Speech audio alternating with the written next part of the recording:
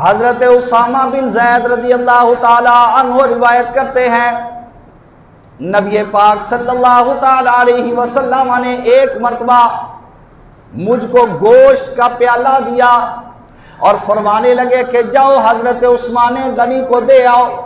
فرمایا کہ میں وہ گوشت کا پیالہ لے کر چل پڑا۔ حضرت عثمان غنی رضی اللہ تعالی عنہ کے گھر آیا، آپ سرکار اپنے گھر کے اندر موجود ہیں، آپ کی زوجہ مطہرہ، آپ کی زوجہ محترمہ آپ کے ساتھ آپ کے گھر کے اندر موجود ہے۔ میں نے وہ پیالہ حضرت عثمان غنی کے حوالے کیا، اجازت لے کر واپس پلٹ آیا، بارگاہ مصطفیٰ کے اندر حاضر ہوا۔ اللہ کے پیارے محبوب علیہ السلام نے مجھ سے سوال کیا، یہ بتا کہ گیا تھا کیا دیکھا؟ یا رسول اللہ آپ کیا پوچھنا چاہتے ہیں؟ فرمایا کہ یہ بتا جس گھر کے اندر گیا تھا، گھر کے اندر جو جوڑا تو نے دیکھا ان کو کیسا پایا؟ یا رسول اللہ صلی اللہ علیہ وسلم وہ جوڑا تو اتنا خوبصورت تھا، خدا کی عزت کی قسم اس سے زیادہ حسن و جمال کا مالک جوڑا تو میری آنکھ نے آج نہیں دیکھا، آج تک نہیں دیکھا۔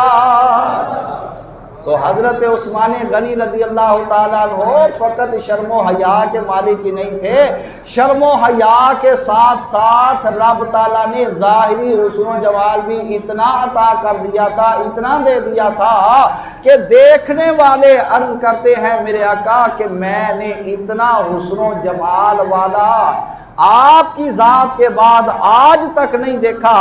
یہ حضرت سیدنا عثمان غنی رضی اللہ تعالی عنہ کی شان ہے۔ اور پھر آقا دو جہاں علیہ السلام نے فرمایا، اور حضرت عبداللہ ابن عمر اس کو روایت کرنے والے، آپ فرماتے ہیں کہ نبی پاک علیہ السلام نے فرمایا میں حضرت عثمان غنی کو اپنے باپ حضرت ابراہیم علیہ السلام سے تشبیہ دیتا ہوں، میں حضرت عثمان غنی کو اپنے باپ حضرت ابراہیم سے تشبیہ دیتا ہوں۔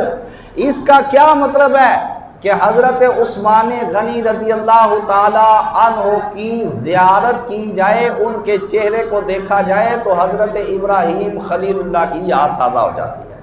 اس کا مطلب ہے کہ حضرت عثمان غنی کو اللہ پاک نے حضرت ابراہیم خلیل اللہ علیہ السلام کے مشابہ ان کا ہم شکل بنایا تھا، ان کا ہم شکل پیدا کیا تھا۔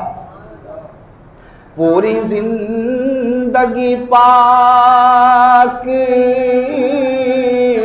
تاریخ اندر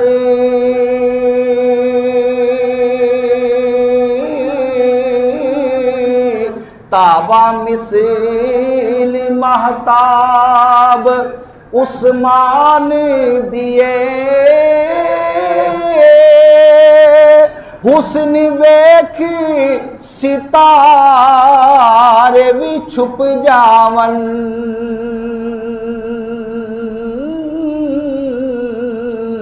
چلی جاندی ناتاب عثمان دیے، اوے چمکدار چہرے تے خمدار گیسو،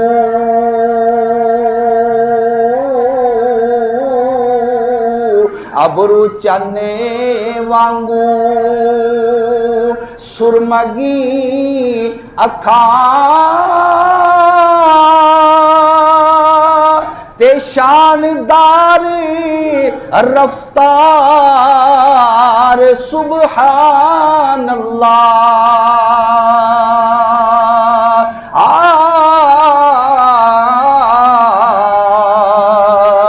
میرے عزت مآب عثمان دیے۔ اللہ اکبر،